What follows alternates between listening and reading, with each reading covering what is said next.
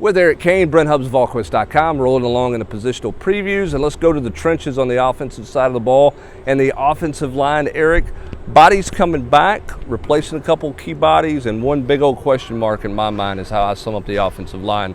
So let's start with the bodies coming back. What do you like about this group, particularly in the offensive interior? Well, I like the fact that, you lose Cade Mays, and he's a very good player for you, and now he missed a lot of time last year, but you have guys who have played a whole lot of football. I like the makeup of the interior with Jerome Carvin, a guy that's been here, feels like 7 years. Cooper Mays, I thought you saw that offensive line work as a better unit. Obviously, when he was in there, didn't have guys playing out of position. I like the fact that guys like Dane Davis was pressed into action. Guys like Ollie Lane was pressed into action.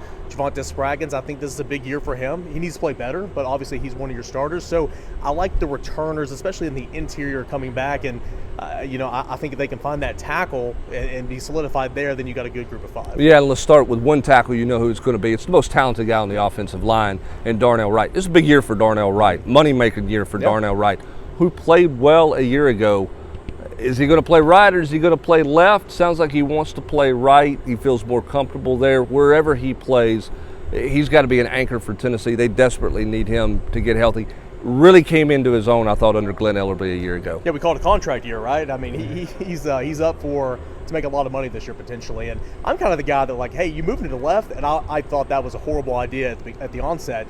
Played very well, why mess with him? But he does feel more comfortable on the right side, and I think it's a Glenn Ellerby thing compared to maybe a left or a right thing. Just something clicked there with him, and he's got all the makeup you'd want. Of course, we knew this when he was coming in as a highly rated 4-star prospect for per Rivals. So good to see him live up to expectations, but I think he's got another gear.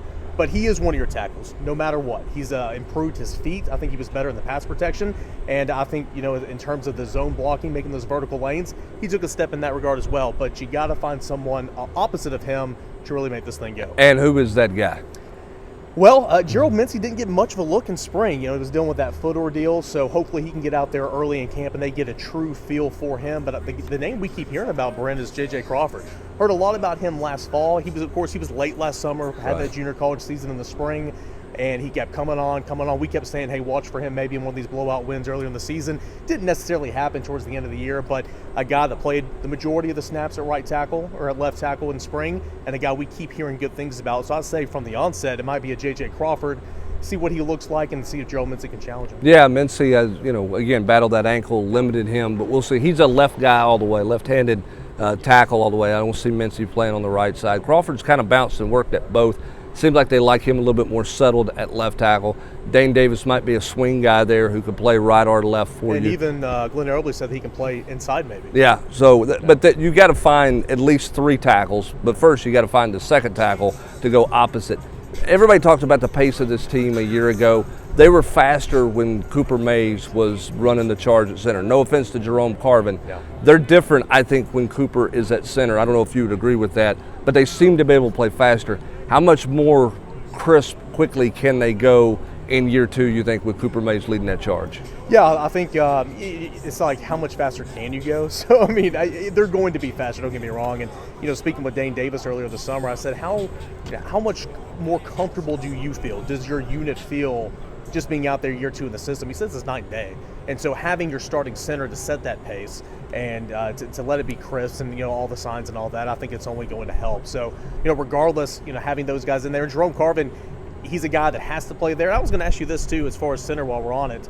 With Cooper Mays, hopefully he doesn't miss time. But what did you think about Addison Nichols and his role potentially being a center in spring? Well, I mean, I think they're just trying to get some experience there. It's hard for me to see him being ready to play this fall, but you're trying to build some depth there. One would think if there's an injury, Carvin goes back there because they've got a little more depth at the guard spot. But I think that's let Addison Nichols learn that, and then if he needs to play somewhere else, he can. But if he knows all the center stuff, he's also going to understand pace of play because the center sets the ball that way. So I think that makes a lot of sense to do that in spring practice with him. I think when you look at this line, Hendon Hooker can bail you out of a lot of trouble in the pass protection. We saw that a year ago. I think the big question with this line is, can they win in the short yardage situation? And that's the step. And we heard Glenn Ellerby speak on that in the spring, saying, hey, we've got to win those battles. There's too many of those battles. Purdue in the Music City Bowl, Pittsburgh, line of scrimmage, Ole Miss a couple of times. You've got to gain that inch. You've got to gain that yard, whatever it is. And I think that's going to be the challenge. And, hopefully a year later in the system, another offseason of strength and conditioning, better pace of play, all that kind of helps. But a lot of that just kind of comes from you and your mindset. Is that mindset going to be there? We will have to see, because obviously that was that was point blank. That was a cause of concern in this offense that was so successful last year. Yep, no doubt. Can they win in short yardage? Can a quarterback help them out in short yardage? And can, most importantly, they find a tackle opposite Darnell Wright? That's a look at the offensive line. He is Eric Kane. I'm Brent Hubbs, VolQuest.com.